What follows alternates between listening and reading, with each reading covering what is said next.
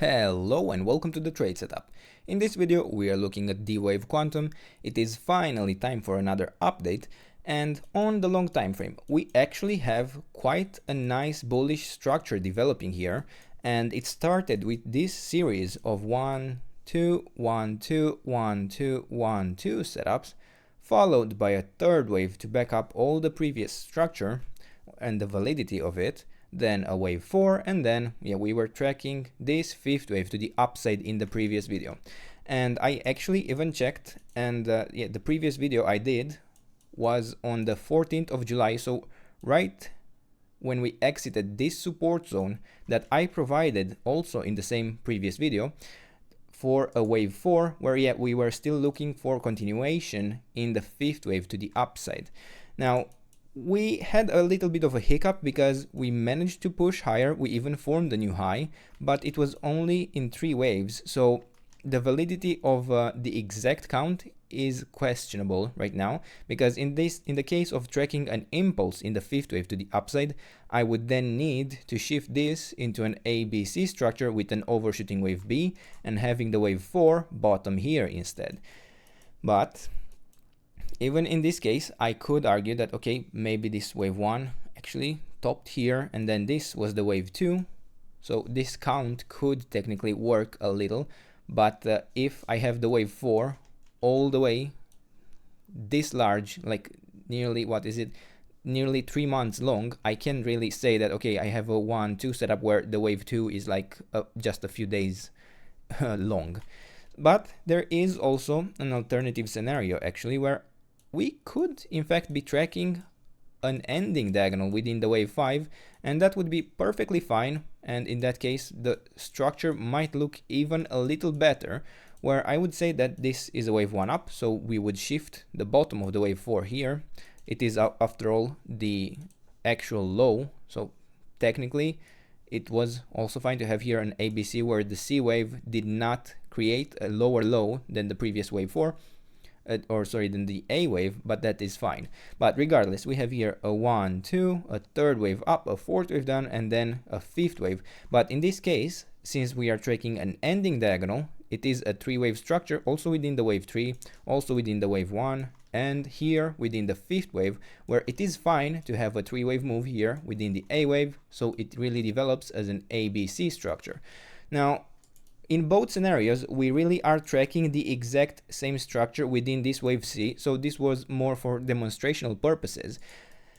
But regardless of the structure that it really is, we will be looking for the same target ideally for this fifth wave, because we really only need to complete this 5-wave move that is developing here in this area to have a complete fifth wave and a large third wave complete. But now what I could do is look for some targets that we could have for this C wave to the upside.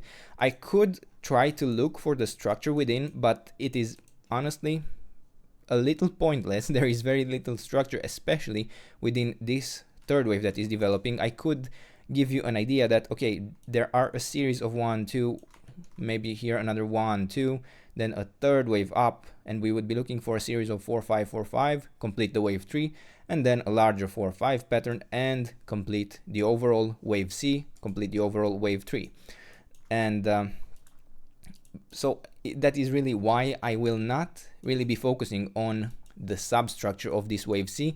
At the moment it's a little bit redundant. I am waiting for a little more structure, but I am happy actually with the strength that is developing here, and it even helps in achieving the overall targets here for the fifth wave, where an initial target that I would be looking for is the 38.2% extension, and we seem to have actually reached that. And the next target that I would be aiming for within this fifth wave is the $26 level, and after that we would be looking for the $34.8 level. Now to be honest, that seems a little excessive, but don't rule it out.